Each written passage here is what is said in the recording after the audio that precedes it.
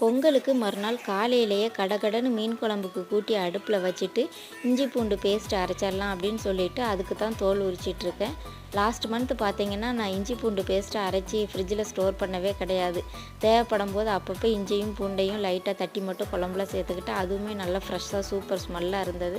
ஆனால் இன்றைக்கி மதியம் சிக்கன் குழம்புலாம் செய்வோம், எக்ஸ்ட்ரா இஞ்சி பூண்டு பேஸ்ட்டு தேவைப்படும் அப்படின்றதுனால மீன் குழம்பு செஞ்சிட்டு இருக்கும்போது இஞ்சி பூண்டு பேஸ்ட் அரைச்சி டப்பாவில் போட்டு வச்சாச்சு. குழம்புக்கு சேர்த்தது போக மீதி இருக்கிற மீன் ஃப்ரைக்காக மசாலா தடவி வச்சிடலாம் அப்படின்னு சொல்லிட்டு வீட்டில் அரைச்ச குழம்பு மிளகாய்த்தூள், மஞ்சள் தூள், கரம் மசாலா, மிளகுத்தூள், உப்பு, இஞ்சி பூண்டு பேஸ்ட்டு, கொஞ்சமாக லெமன் ஜூஸ் சேர்த்து நல்லா மிக்ஸ் பண்ணிவிட்டு தேவைப்பட்டால் தண்ணியும் சேர்த்து நல்லா கலந்து மீனில் நல்லா தடவி ஒரு டப்பாவில் போட்டு மேலே கொஞ்சமாக கருவேப்பிலை இலையை தூவி ஃப்ரிட்ஜில் வச்சுட்டு மதியத்துக்கு பொரிச்சுக்கலாம் அப்படின்னு சொல்லிட்டு அதையுமே எடுத்து வச்சுட்டேன். மீன் குழம்பு சூப்பராக ரெடியானதுக்கு அப்புறமா சூடான இட்லியில் ஊற்றி சூப்பராக சாப்பிட்டாச்சு. இது போல் வீடியோஸ் பார்க்க மறக்காமல் சப்ஸ்கிரைப் பண்ணுங்கள்.